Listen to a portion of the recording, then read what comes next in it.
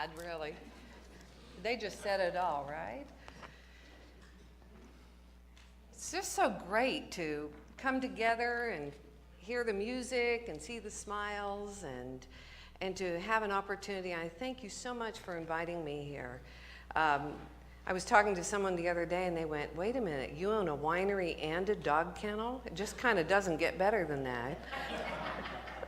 So my husband runs the dog kennel, I run the winery, and here's what we say. He's gone to the dogs and they're driving me to drink.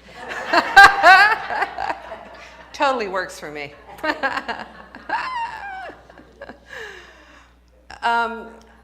It was mentioned earlier that one of the things that I do is I do clutter clearing webinars.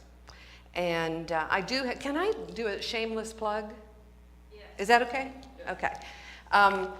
I have been doing these 6 weeks of webinars, and I've decided to compress it into 3 days, but it's all recorded, and it's all evergreen, and I'm dropping the price by 75%.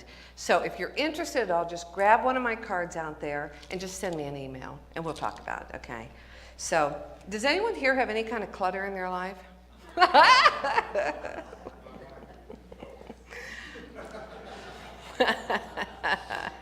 Let me tell you something. Clutter is sticky energy. Sticky, sticky, sticky. And it's kind of like the law of attraction. Like attracts like. If you have clutter, it gets more clutter and gets more clutter. But there is other clutter other than just stuff in your garage and in your desk and in your car and in your house. There is also clutter in your head and in your heart. You know that little voice that's always chattering? And you go, what little voice? It's like, that little voice, right? And we have this dialogue going on. And I'm here to tell you that you can take control of that. And you can sweep that out. But it's just like cleaning out a closet. You are going to have to expend a little bit of energy. Now, what I also want to tell you is, and we'll get to this in a little while, just so you know, I've got some good news. There are 3 real reasons why you have clutter. This is not just something, that happens. There's 3 real reasons, and there's some real easy ways to get rid of it. But as I was thinking about getting rid of the clutter in your life and in your heart and in your mind, we are so used to it. We fall into these patterns, and okay, I'm from Dallas, but I live in a town that has 2,400 people and 1 stoplight. We had more people than that in my condo unit at White Rock, okay? And what I would consider now a traffic jam is 2 pickups and 4 deer crossing Main Street. So I drive back in here and I come through Fort Worth where my GPS decides it's going to be fun to send me up 35. And I'm like, are you kidding me? Everything's, all the exits are closed and stuff like this. And so my immediate clutter stuff came up going, oh my gosh, what is going on? This is so, and I had to say, stop it. You are perfectly fine. Just stay the course, open your mind, open your heart, and pre-plan that things are going to be okay. And guess what? I'm here, so everything was okay. When I pulled up this morning and I saw the blood drive truck this morning, it was so synchronistic because last Sunday was 9/11, as you know. And on that Saturday, as I drove into Dallas, I heard on the radio that in San Antonio, that the Muslims in San Antonio are bleeding for 9/11. And I thought, well, now that's interesting. What is that? On every 9/11, they do a blood drive. Is that them? Yes. That God, she is such a kidder, isn't she?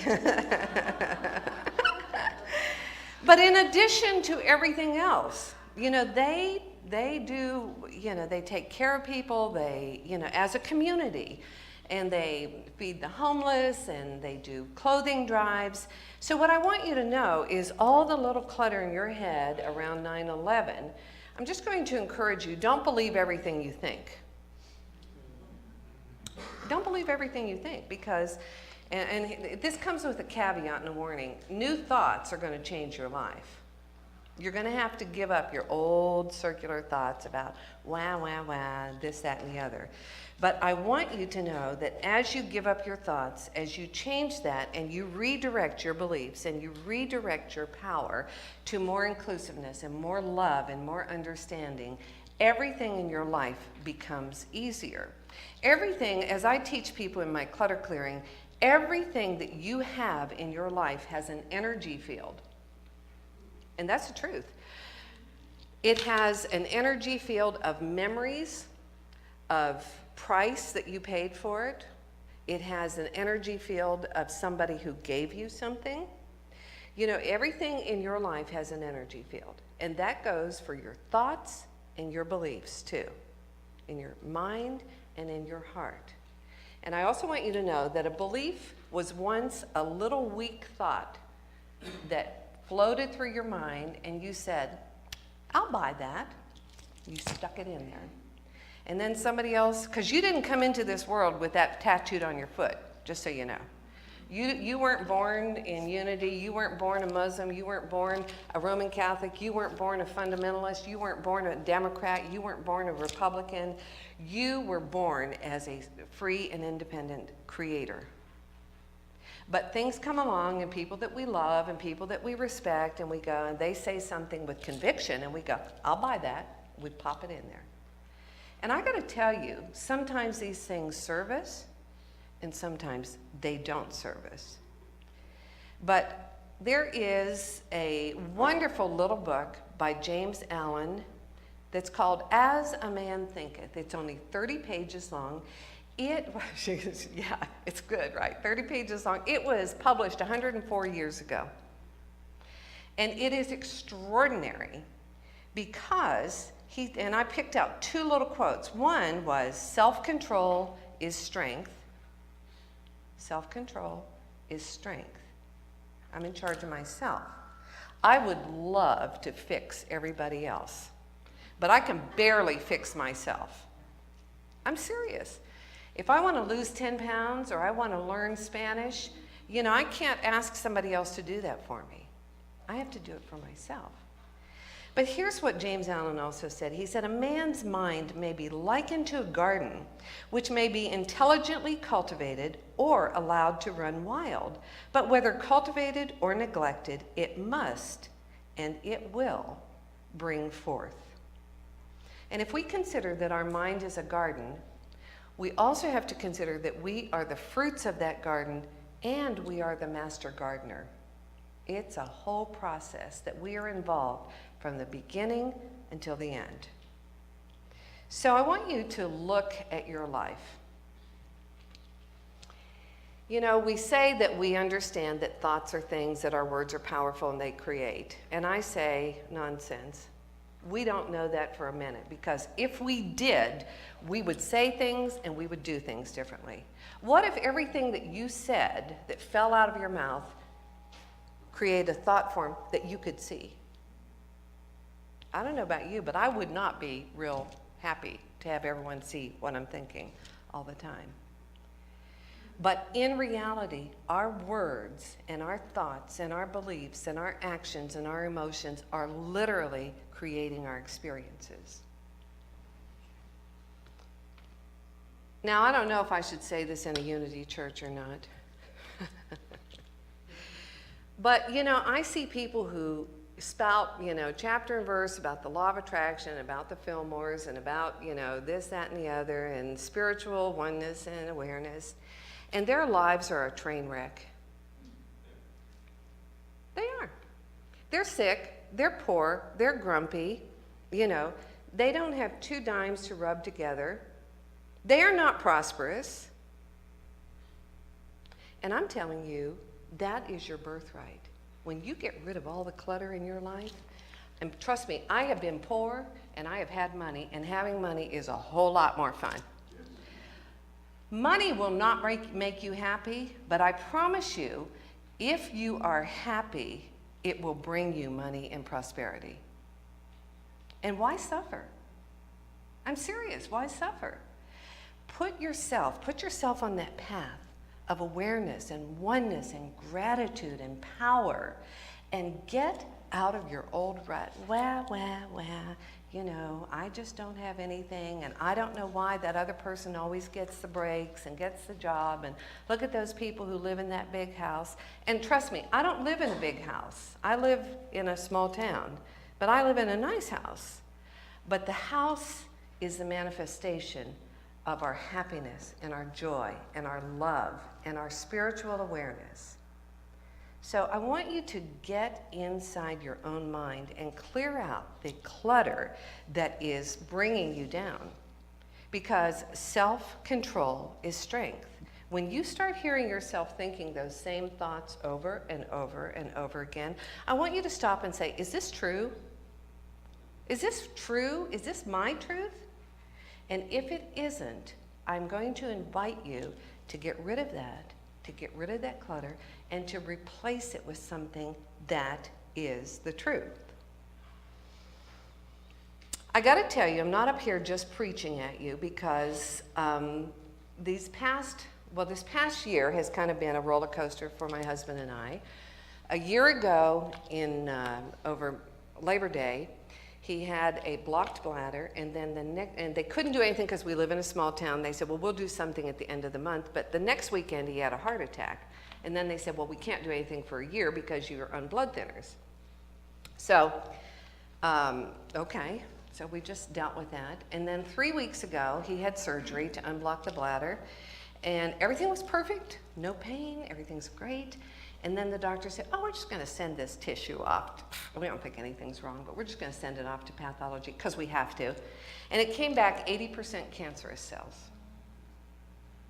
Now, I got to tell you, I teach this stuff, I coach people, but my monkey mind went nuts. And I began to think, what if this, and what if that, and what if it's metastasized, and what are we going to, and I went, whoa, this is where the rubber hits the road. And I thought, I can choose what I think. I can choose what I think. And I choose to be happy right now. I choose to know that all is indeed well. And we had been praying all along, and we pray every morning together and meditate. And we began to speak to each cell, that we know that each cell has an electron and a proton. It has energy and it has light. And we began calling forth that energy and that light. And we said, whatever happens, we know we're fine.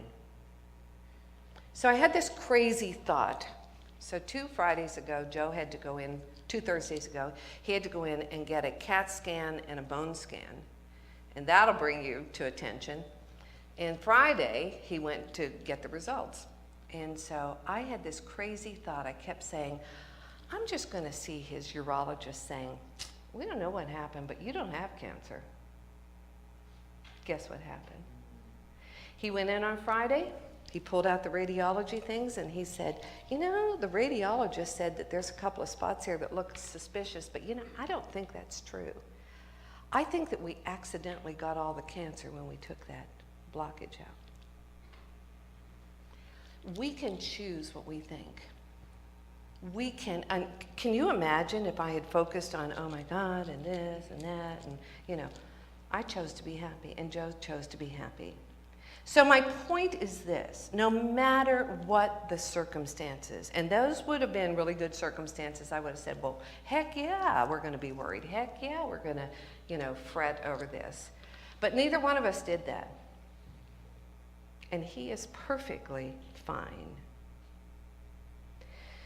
So let's go back to the clutter clearing. When I cleared out the clutter in my head that said, my husband, whom I love, may have metastatic cancer and we may be facing all of this, when I cleared it out and I said, I don't accept that. I do not accept that. I accept only health and healing and joy and oneness.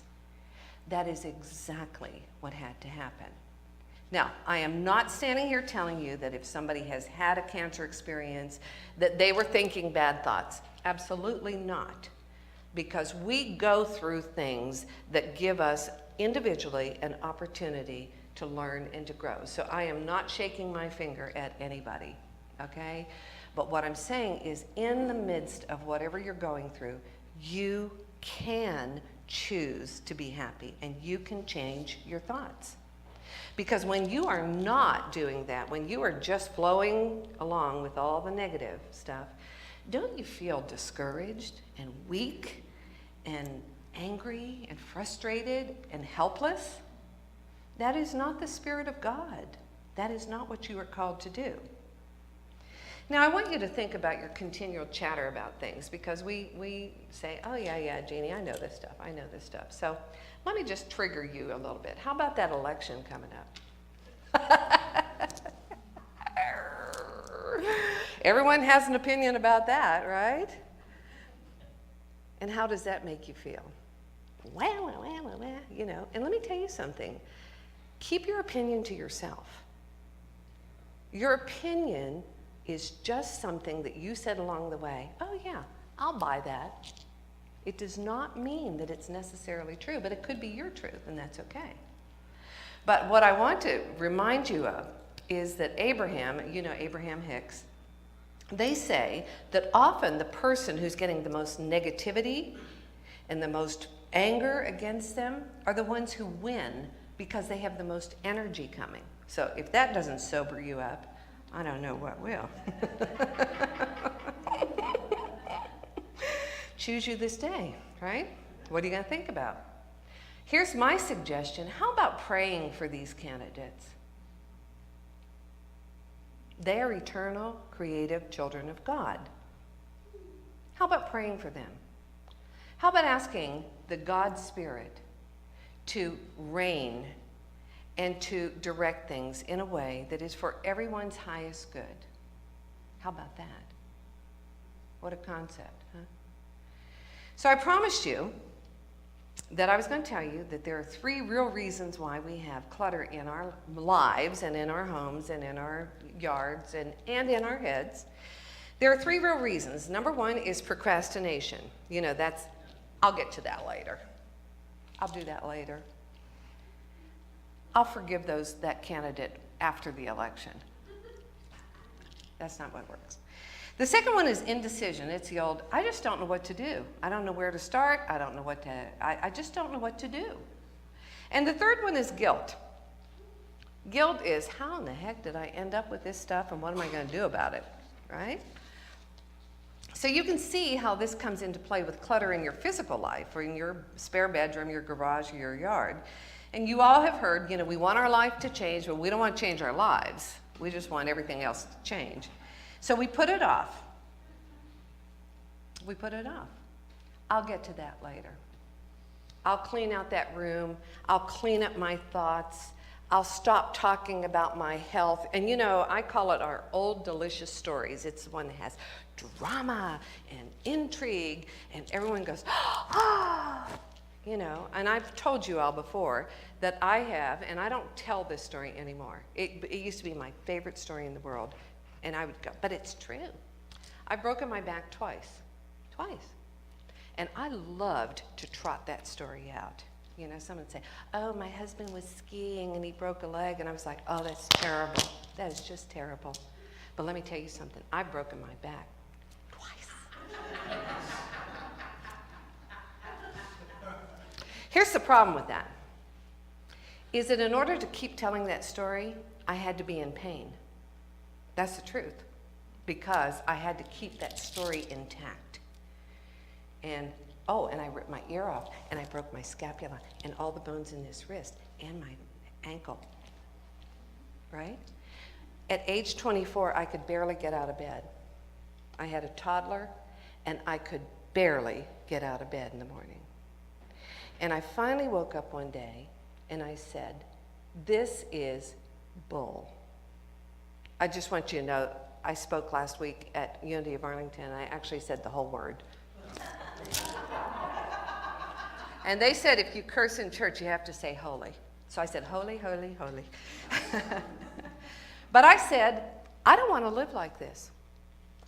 I don't want to be 40, 60, 80, 100, and be crippled up. So I put my body on notice, and I said, we're not having this stuff anymore. And I'm not having pain, and I'm not talking about it. And so I would jump out of bed. It was just like, ah! And then I would go, that's it for the day.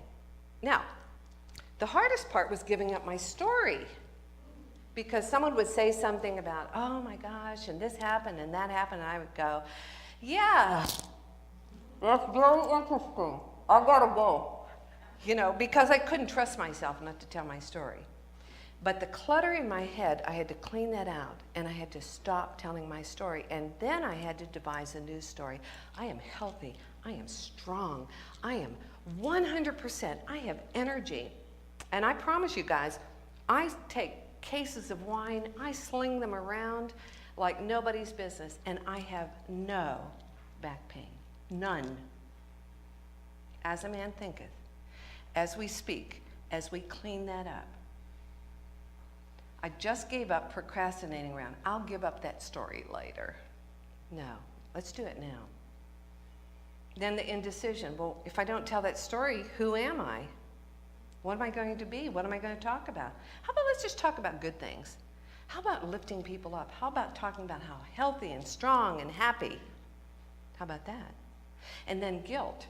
The guilt was I carried that story around and just trotted it out every opportunity for years. Give it up. Give it up. Now, if you're holding on to something in your life that you feel guilty about, maybe it was that freshman trip to New Orleans, and I sincerely hope you had one of those, because that means that you lived. But you know, even something like your great Aunt Mabel, who had this beautiful, to her, set of china that you think is ugly, and she has gone on to the next realm and she's left it to you. And you feel guilty because you never use it, you don't want it, but oh my gosh, I can't get rid of it because Great Aunt Mabel loved it. Well, let me tell you something. Great Aunt Mabel is in spirit. Spirit doesn't need stuff. I want you to honor that, say thank you so much for trusting me with this and loving me enough to give me your most prized possession. Now I'm going to give it away or sell it to somebody who will really love it and use it. And I'm telling you, there is somebody who really will love it and use it. Get rid of that stuff. So what are you torturing yourself with? What thoughts do you have? Your guilt, and you know what I'm talking about. Oh, I shouldn't have done this, and I should have done it this way, and so and so. And I tell you, quit shoulding on yourself. Change it to could. Should is just fraught with all sorts of judgment and fear and criticism. It's going to keep you stuck. Change the word should to could. Well, I shouldn't have done this. How about I couldn't have done that, and now I can. When you say that I can't do something, I want you to change it to the absolute truth. The absolute truth is I won't do something. Well, I just can't let myself love again because my wife died. No, I won't let myself love again. Just tell the truth.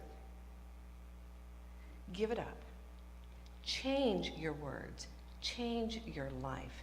Change your experience. So what's the takeaway here? You are an eternal, perfect child of God. You are worthy.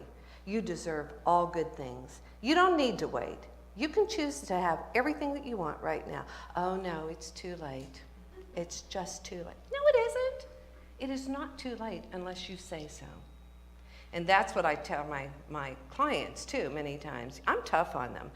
Tough love, and they'll go, well, such and such and so, and I'll go, if you say so. I'm serious. If you say so. The psalmist David said this. He said, let the words of my mouth, that's what I talk about, and the meditations of my heart, what I think and feel about, be acceptable in thy sight. What do I think about? What do I talk about? What do I believe? And if you do not like the results that you're having, and that's why I like to talk to unity groups, because it's like, I like to fish where the fish are. I like to talk to people who are like receptive. Serious. So you act as if it is done.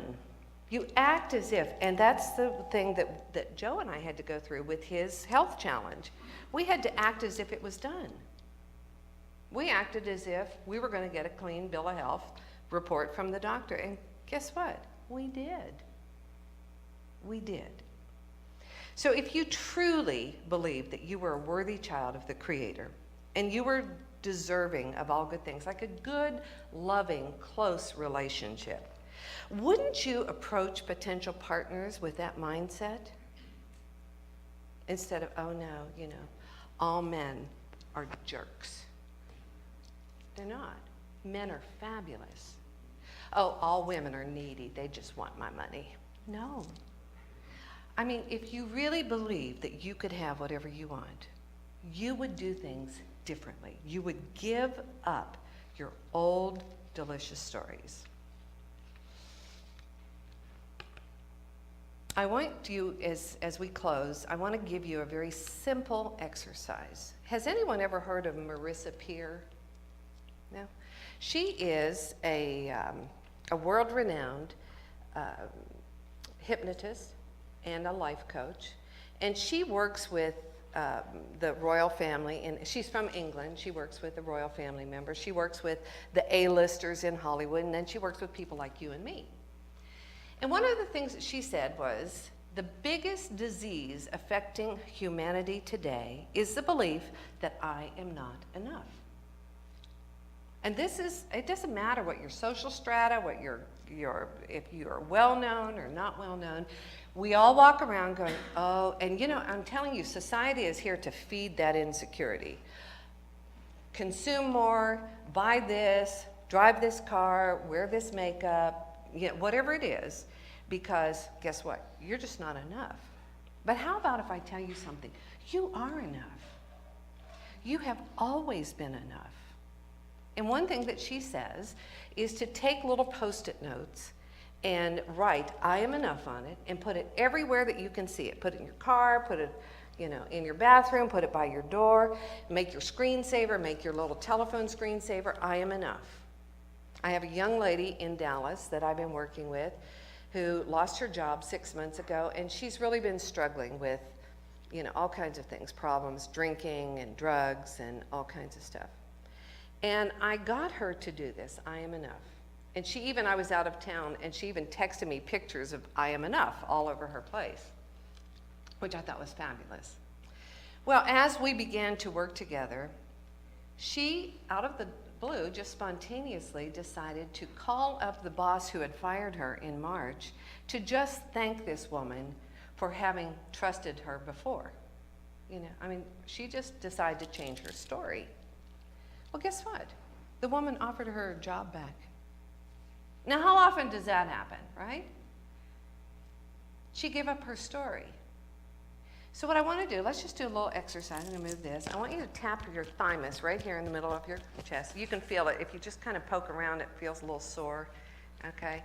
And just take in a deep breath, and let's say together, I am enough. I am enough. Take in a deep breath. I am enough. One more time. I am enough. Now let's say it one more time. I am always enough. I have always been enough. I am so totally enough, it's not even funny. I am enough. I am enough.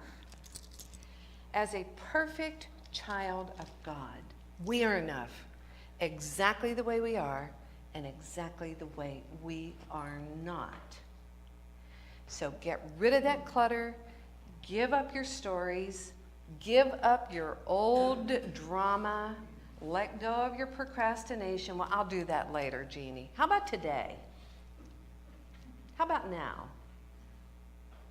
And I promise you, I still, to this day, will hear a piece of doo-doo fall out of my mouth that I say something and I'm like, I don't even believe that. And I say out loud, this is my deal with God and the universe, I say out loud, no matter where I am, cancel, clear, and people back away from me. Seriously? And I say, I just said something I don't believe. I have to hold myself responsible. How about today? Stop your procrastination. Make a decision. Get rid of that indecision. Make a decision. Change your life. And give up your guilt. Love yourself exactly the way you are and exactly the way you are not. You are a perfect child of God, and you have always been enough.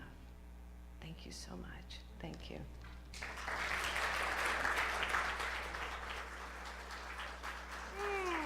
I received that. Thank you. All righty. So now we get to give back to this wonderful church. And believe me, you are